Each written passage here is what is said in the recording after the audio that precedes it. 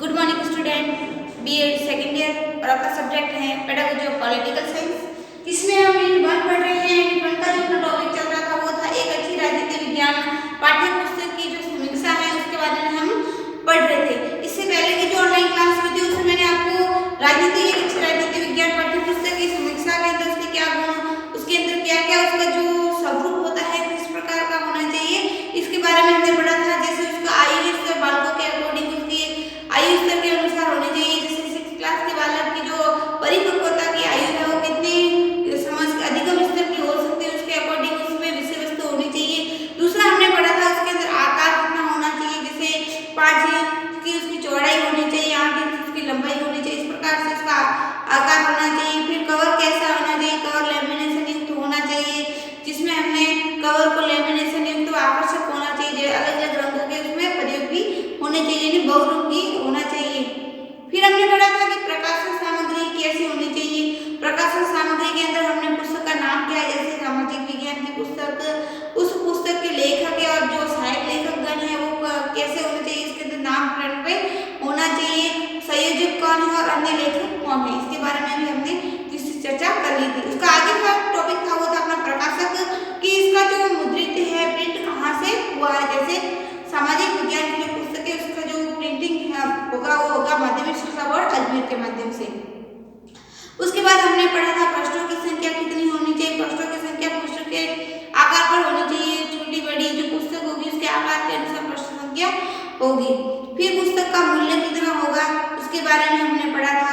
उसके बाद में हमने पढ़ा था कि संख्यात्मक वर्ग क्रम खंड विभाजन हमने पढ़ा था कि उसके अंदर जो माध्यमिक शिक्षा के जो पुस्तक आयोजित की जाती है, जैसे सामाजिक विज्ञान की पुस्तक, उसके अंदर खंड विभाजन हमने पढ़ा था। जैसे प्रथम खंड में इतिहास, सामाजिक अध्ययन एवं राजनीतिक खंड के बारे में अध्ययन किया जाता है और दूसरा जो प्रश्न पत्र बनता है तो उसके बाद बताया गया दूसरे में भौगोलिक और आर्थिक व्यवस्था को सम्मिलित किया गया है। आज हम इसका जो 7 है या 7 समूह के बारे में पढ़ेंगे वो है भौतिक तत्व।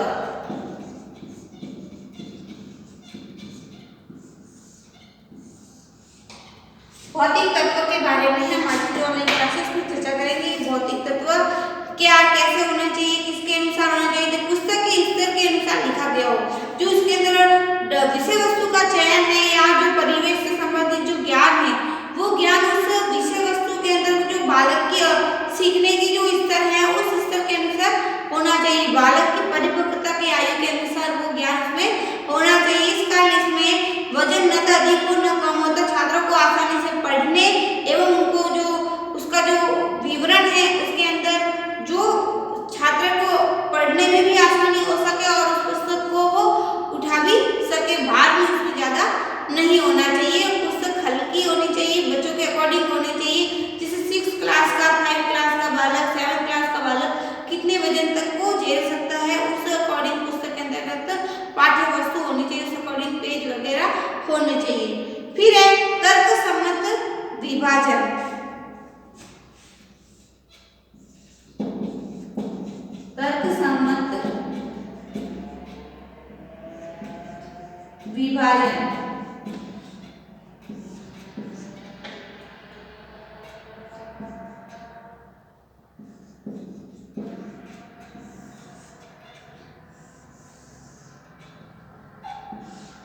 तर्क सम्मत विभाजन इसके अंतर्गत पुस्तक के अंतिम भाग में सारांश दे दिया गया हो। यदि सारांश दे दिया जाता है तो परीक्षा से पूर्व कम से कम सरसती दृष्टि से विद्यार्थी देख सके। जैसे कोई हम पढ़ा रहे हैं संसद के बारे में, संसद के बारे में एक विस्तृत जानकारी होती है पाठ्य पुस्तक के अंदर और उसी के पीछे जो उस विषय वस्तु का एक सारांश होता है, शॉर्ट रूप होता है, वो शॉर्ट रूप भी होना चाहिए ताकि विद्यार्थी जब परीक्षा काल हो उस परीक्षा के समय वो सारांश पढ़कर अपने ज्ञान का सदुपयोग कर सके। सारांश के अंदर उस समस्त विषय वस्तु वो पढ़ सके ताकि उनको जो परीक्षा से प्रेरित जो विषय वस्तु है वो वहाँ उपलब्ध उनको हो सके। आगे हम पढ़ेंगे प्रस्तुतिकरण। बहुत मोस्ट इम्पोर्टेंट है आपके लिए कि प्रस्तुतिकरण किस प्रकार से पुस्तक का होगा।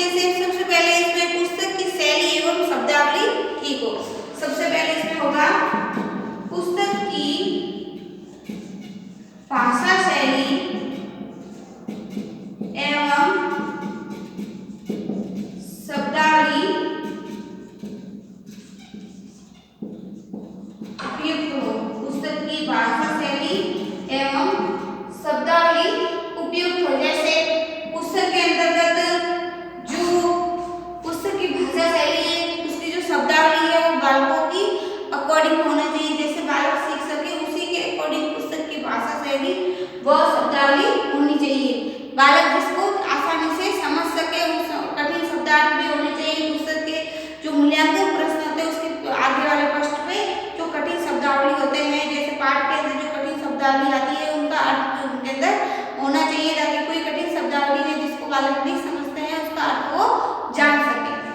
दूसरा,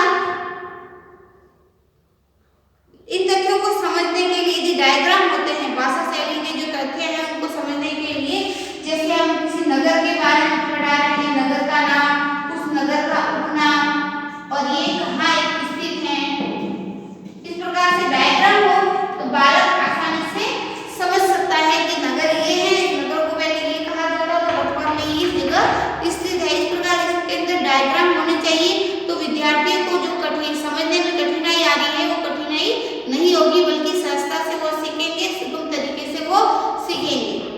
दूसरा है मूर्त रूप। मूर्त रूप यानी कि चित्र वगैरह उसके अंदर होने चाहिए, पहला। दूसरा है मूर्त रूप, ये उसके अंतर्गत जैसे संसद के बारे में हम समझा रहे हैं, आपको उदाहरण दे रही हूँ कि संसद के बारे में हम समझा रहे हैं, तो संसद के बारे में समझा रहे हैं तो संसद विद्यार्थियों ने तो जाके देखा ही नहीं, हो सकता है उसमें से कुछ 10% विद्यार्थी जिन्होंने देखा हो, लेकिन जब पढ़ा रहे हैं तो उसके आगे जो मूर्त रूप होगा इस प्रकार का उसके अंदर वो संसद का चित्र होगा, ताकि बालक उसको देख के और समझ जाए कि ये हमारा संसद भवन है, तो उसका मूर्त रूप भी अंदर होना चाहिए। जैसे वास्तविक प्रतिबिंब कैसा होता है ऐसा उसके अंदर उसका चित्र होना चाहिए। तीसरा है उदाहरणों का समावेश नहीं किया गया, उदाहरणों का समावेश। तीसरा है उदाहरणों का समावेश भी अंतर्गत नहीं किया गया हो। आगे बढ़ेंगे हम अभ्यास प्रश्न।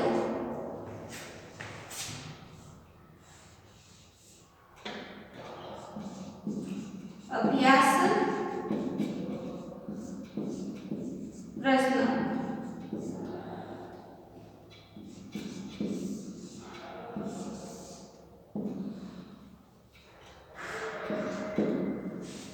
अभ्यास प्रश्न किस प्रकार के होने चाहिए, तो हम अभ्यास प्रश्न, एक तो हम आज के जो अभ्यास प्रश्न है वो वस्तुनिष्ठ होते हैं, वो बहुत ही महत्वपूर्ण माने जाते हैं, लेकिन परीक्षा की दृष्टि से जो विद्यालय के अंदर हम अभ्यास प्रश्न में मूल्यांकन प्रश्न संबंधित होते हैं, जैसे वस्तुनिष्ठ होंगे। वस्तुनिष्ठ के अंदर हम रिक्त स्थान, सत्य असत्य, हाँ या नहीं वाले, मिलान वाले, इस प्रकार के प्रश्न उत्तर होने चाहिए। फिर है अति लघुरात्मक प्रश्न, छोटे शब्दों में उसका आंसर दे सके। उसके बाद में लघुरात्मक प्रश्न जिसका शब्द सीमा 150 से समथिंग होनी चाहिए, और फिर निबंधात्मक प्रश्नों का समावेश होना चाहिए। इसलिए वो प्रश्न होंगे वो सटीक होने चाहिए, उस विषय वस्तु के संबंध में होने चाहिए, और बोधात्मक प्रश्न एवं ज्ञानात्मक प्रश्न अधिक होने चाहिए। बोधात्मक यानी उनको तर्क समझ देने में जो रुचि हो सके, इस प्रकार के जो प्रश्न है वो उसके अंदर अवश्य रूप में होने चाहिए। मैं आपको लिखा देती हूँ मूल्यांकन प्रश्न, जिसमें वस्तुनिष्ठ, रिक्त स्थान, सत्य असत्य वाले, फिर मिलान वाले आदि हो। फिर उसके बाद में अति लघुतरात्मक प्रश्न हो, फिर लघुतरात्मक प्रश्न हो,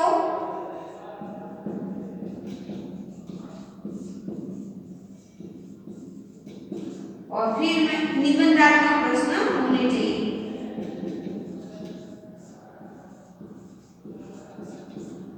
इस प्रकार के प्रश्नों का समावेश पुस्तक के अंदर होना चाहिए। आगे हम पढ़ेंगे संदर्भ सूची। संदर्भ सूची, वैसे आप इसके बारे में सभी परिचित हैं। संदर्भ सूची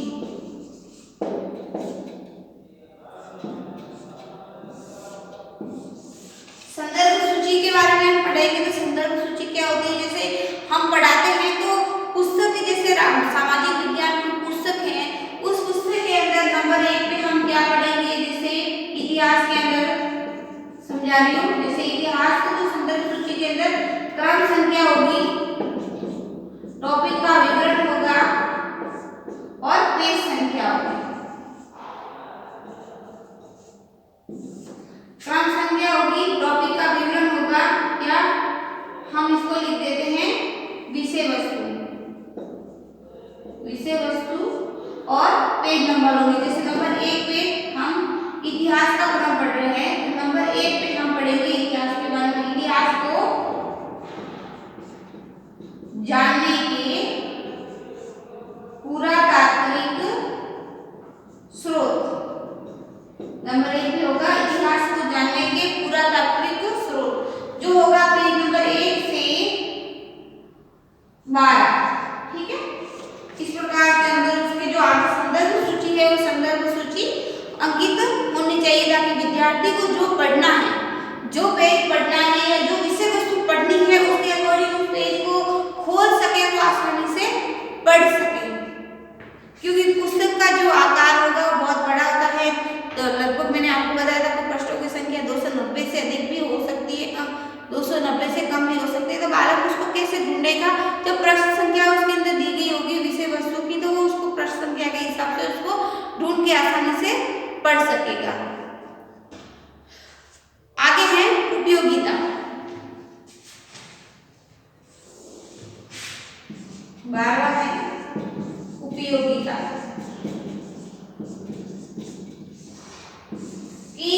पाठ्य पुस्तक है वो शिक्षक के लिए और विद्यार्थी के लिए किस प्रकार से उपयोगी है, इसके बारे में हम पढ़ेंगे कि शिक्षक के लिए उपयोगी है।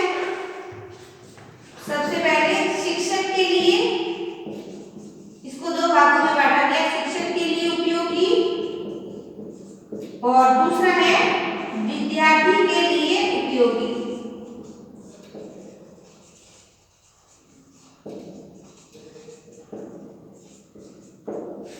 शिक्षक के लिए उसको पाठ्य पुस्तक उसके पास में होगी, तो शिक्षक ये जान सकेगा कि उसको आज कक्षा में जाना है, किस प्रकार से पढ़ाना है, कक्षा को जो गतिविधियां उसको किस प्रकार से संचालित कर सकता है, उसके बारे में पढ़ेंगे। तो उसके जो पूर्वाभ्यास के लिए पुस्तक जरूरी होती है कि क्या पढ़ाना है, कैसे पढ़ाना है, कितने समय के अवधि में पढ़ाना है, उसको जो नोट्स बनाने के लिए आवश्यक है, उसके लिए भी पाठ्य पुस्तक उसके सहायकप्रद हो सकती है। तो उसकी भाषा शैली सरल होने के कारण शिक्षक को पढ़ाने में भी कठिनाई नहीं होती है, उसके पूर्वाभ्यास के लिए भी आवश्यक होती है। और विद्यार्थी के लिए उपयोगी है कि भाषा शैली सरल होने के कारण शिक्षक उसको नोट्स बना सकेगा और विद्यार्थी के सामने प्रस्तुत कर सकेगा। और विद्यार्थी को जब नोट्स प्रस्तुत होंगे तो विद्यार्थी उसकी विस्तृत जानकारी उसके अंदर पढ़ेंगे, और फिर जो शिक्षक के बनाए हुए नोट्स है उनके माध्यम से पढ़ेंगे, तो उनकी जो विषय वस्तु वो सरल हो जाएगी और सीखने में उनको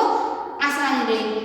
तो आज की जो ऑनलाइन क्लास है उसमें हम इतना ही पढ़ेंगे कि एक अच्छी राजनीति विज्ञान की जो पाठ्य पुस्तक है उसकी आकार के आधार पर उसका स्वरूप किस प्रकार से होना चाहिए, उसके अंदर क्या क्या ग्राह्यता होनी चाहिए, क्या क्या उसकी सार्थकता है, क्या उसकी उपयोगिता, इसके बारे में हमने पढ़ा।